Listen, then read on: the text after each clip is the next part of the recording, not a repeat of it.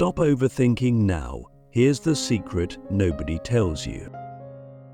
We all do it. We stare at the ceiling at 2 a.m. replaying that one conversation where we might have said too much or maybe not enough.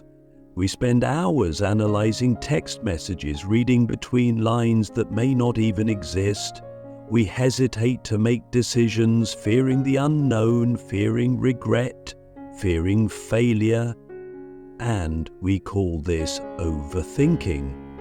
It sounds harmless, almost noble, like a sign of intelligence, but the truth is, overthinking is a silent destroyer. It wastes time, erodes confidence, and suffocates the present moment. And here's the part nobody tells you. You can't solve overthinking with more thinking. And no, you can't simply stop doing it either. The real solution, the one I'm going to show you, is something much deeper.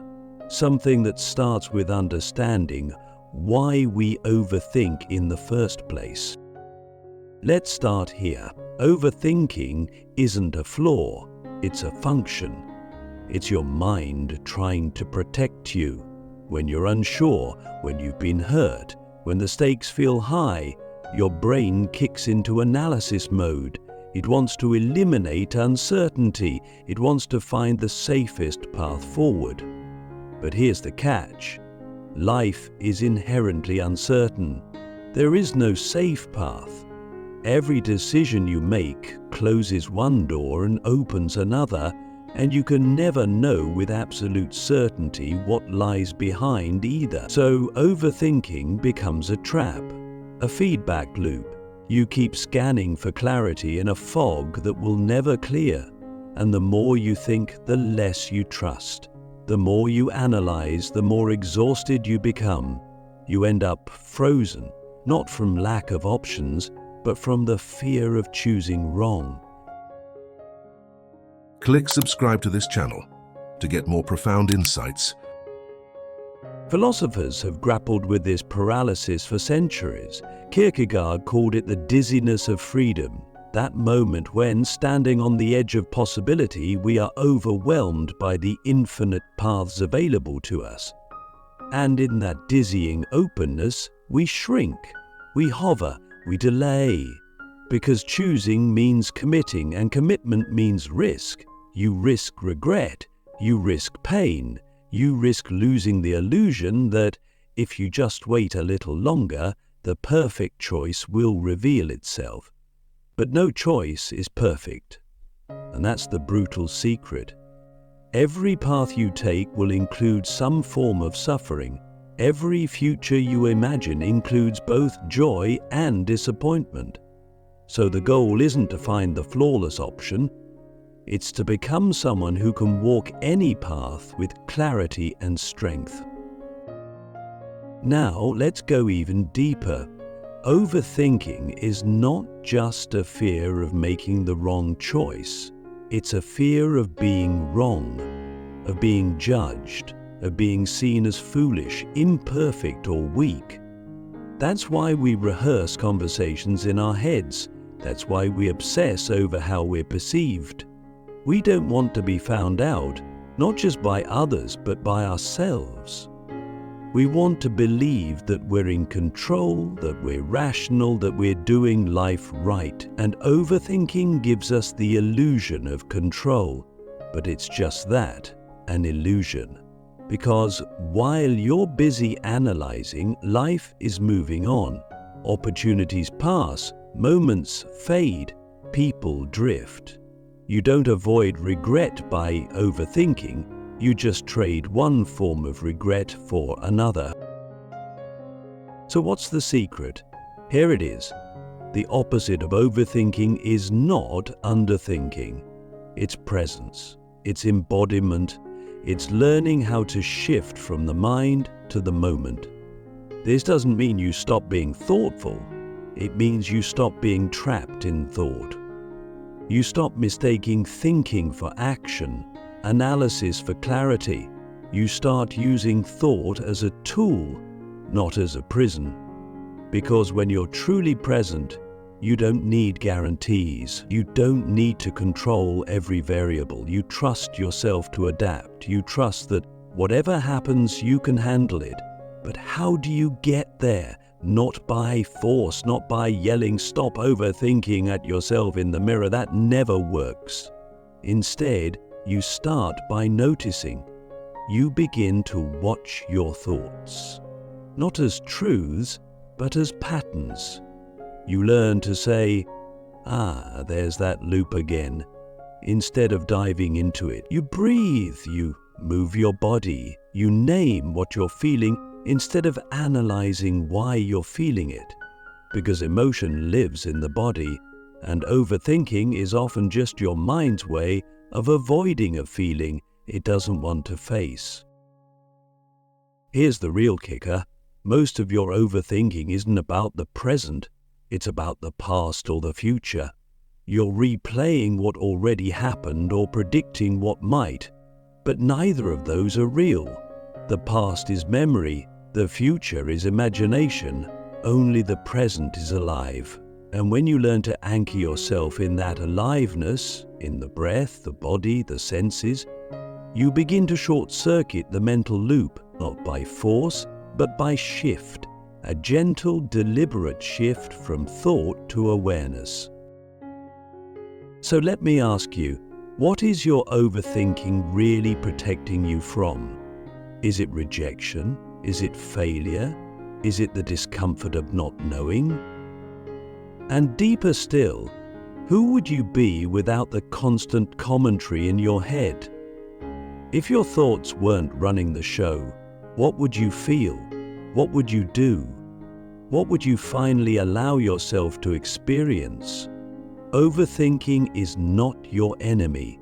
It's a signal that you're disconnected from trust, from action, from now. And once you see that, you can begin to reclaim your life, one conscious moment at a time. You are not your thoughts, detaching from the voice that's running your life. Those people live their entire lives without realizing a simple, life-altering truth. You are not the voice in your head, you are the one who hears it. This voice, this constant stream of commentary, judgment, prediction, and doubt feels like you because it's always been there. But it isn't. It's the voice of conditioning, of fear, of memory, of imagined futures. It's the internal narrator, built from everything you've been told, every experience you've had, every fear you've internalized. And the problem is not that it speaks. The problem is that you believe it without question, that you let it guide your choices, shape your identity, and define your reality. Overthinking thrives in the illusion that your thoughts are you. But if you sit still long enough, if you observe your mind without getting involved, you'll notice something remarkable. Thoughts come and go. They rise, they fall. Some are useful, some are absurd, some are compassionate, some are cruel. And yet, you remain. The awareness that notices the thoughts is not the same as the thoughts themselves. That awareness is quiet, spacious, and unshaken. And that's the beginning of freedom, not when the voice goes away, because it won't, but when you stop confusing it for the truth. This is where ancient philosophy and modern psychology converge. In Eastern traditions, this realization is the foundation of awakening, the discovery that the self you've been defending, improving, and overthinking is just a construct, a character in the mind's drama, and you are the witness. In Western thought, thinkers like Descartes built the framework of self around "I think, therefore I am." But if you look closer, even Descartes' logic points to something deeper. Who is doing the thinking? Who is observing the thought? That space between you and your mind is where clarity begins. Why does this matter for overthinking? Because once you see that your thoughts are not you, you don't have to obey them. You don't have to believe every fear, chase every doubt, or replay every scenario. You can let thoughts pass like clouds in the sky without needing to rearrange the weather. Most of your suffering doesn't come from what's happening. It comes from what you're thinking about what's happening. The mind adds stories, interpretations, judgments. And if you're fused with those stories, you suffer unnecessarily. So the practice is this: disidentify, notice the voice, label it. There's anxiety, there's doubt, there's the story that I'm not enough. And then return, not to the thought, but to the present, the breath, the body, the now. The more you practice this shift, the more you realize that thoughts only have power when you give them attention. They demand your energy, but you can choose where your energy goes. You can choose to observe rather than engage, to respond rather than react. Here's something to sit with. If you are not your thoughts, then who are you really? If the mind's noise is just a habit, what happens when you stop feeding it? What kind of stillness emerges? What kind of clarity? This isn't about becoming passive or indifferent. It's about reclaiming your power, because if the voice in your head has been running your life, then it's time to take the microphone back. Not to silence the voice, but to stop letting it be the only one that speaks. Overthinking is loud, awareness is quiet, but the quiet is where truth lives. And once you realize that truth doesn't need to shout, you stop chasing certainty and start trusting presence. You stop needing every answer and start living the question. You stop being run by the voice and start becoming the one who hears. The space between thought and action, how to finally break the loop. There is a moment most people never notice, a sliver of time so subtle, so quiet, that it disappears beneath the rush of overthinking. It lives between the thought and the action, between the inner voice and your response. That moment, barely perceptible, is where your freedom lives. Because in that tiny space, you get to decide whether to follow the thought, to challenge it, to ignore it, or to act on it. But most of us miss that space entirely. We move from thought to action without awareness, like puppets pulled by strings we never question. Thought says, "What if they're judging me?" and we shrink. Thought says, "You'll fail," and we hold back. Thought says, "This isn't enough," and we keep chasing. But what if you didn't respond automatically? What if you paused in that space and breathed? To break the loop of overthinking, you don't have to eliminate your thoughts. You have to interrupt your pattern. That interruption happens in the space between. It's a moment of noticing, of not reacting, of remembering that just because a thought is loud doesn't mean it's true. That just because a fear feels urgent doesn't mean it's real. Most overthinking is a form of unconscious obedience. You're reacting to fear without realizing you had a choice. But once you see the space, everything changes. You realize you can act with thought instead of from it. You can observe your mind's noise and still move forward anyway. This is where philosophy becomes practical. The Stoics, for example, understood this space well. Epictetus wrote that it's not things themselves that disturb us, but our judgments about them. That's the space, the judgment, the interpretation, the thought that adds a layer of meaning to reality and then convinces you it's the truth. But it's not. It's a filter. And filters can be changed. When you realize that your thoughts are not facts, you begin to live with a kind of clarity most people never taste.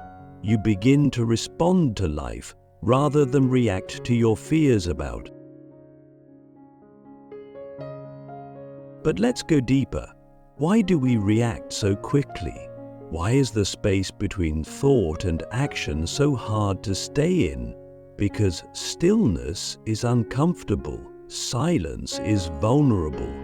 That space feels uncertain, and the mind hates uncertainty. It would rather rush to a conclusion, even a painful one, than sit in openness. Overthinking is the mind's way of filling the silence with false certainty.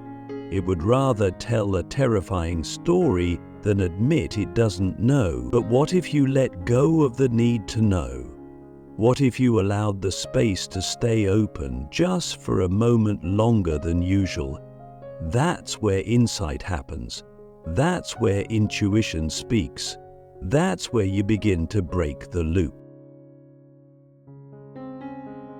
You don't break the habit of overthinking by force, you break it by presence, by noticing the moment before the spiral begins, by catching yourself just as the mind starts to spin a story.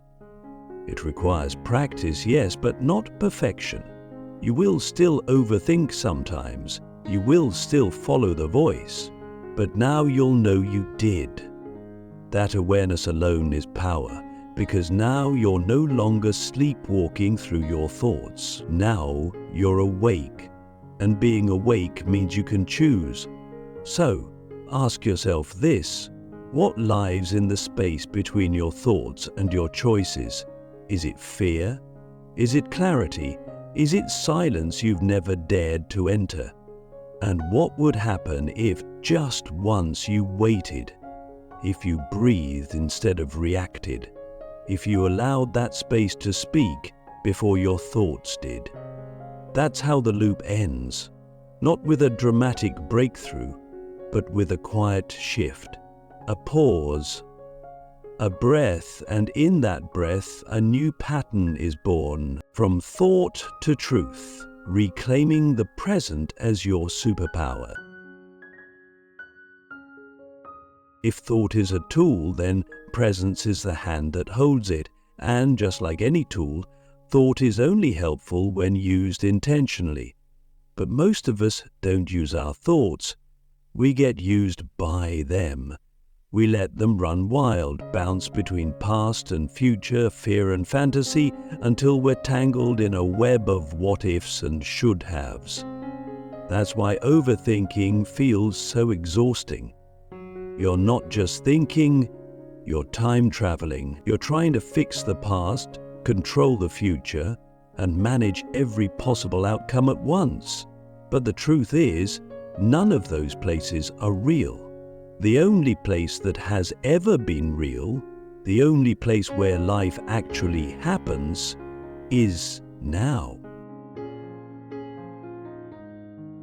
The present is not just a moment in time, it's your access point to sanity. It's the one place where overthinking can't survive, because overthinking needs imagined stories to feed on. It needs the future to fear and the past to regret. But when you come into the now, into your breath, your body, this exact second, something strange happens. The mind quiets. Not because you forced it to, but because there's nothing for it to solve. There's just this, and just this is always manageable, always simple, always real. That's the superpower nobody talks about. Not productivity hacks, not mental tricks, presence. The ability to return again and again to what's actually happening. To feel your feet on the floor, your lungs expanding, the texture of the moment. In this space, Thought becomes background noise. The volume lowers, and suddenly you're not stuck in your head, you're back in your life. But presence isn't passive. It's not zoning out or pretending everything's okay. Presence is the most active choice you can make. It's choosing what's real over what's imagined. It's choosing to act instead of analyze, to feel instead of fix, to meet the moment as it is without needing to control it or escape it. And when you live like that, not perfectly but consistently, you begin to build a different kind of strength. Not the strength of having all the answers, but the strength of being unshakable in the face of uncertainty. You'll still have thoughts, of course, you're human. The mind will still try to pull you into its storms. But now you'll know how to come back. You'll know how to recognize the spiral before it owns you. You'll remember that the voice in your head is just one channel. You don't have to tune in. You'll remember that peace was never in the outcome, but in the presence you bring to the process. So ask yourself right now, what is real in this moment? What do you actually know for sure? And who would you be if you stopped running from this exact second and stepped fully into it? That's how it ends, and that's how it begins, not with a thought, but with presence, with truth, with now.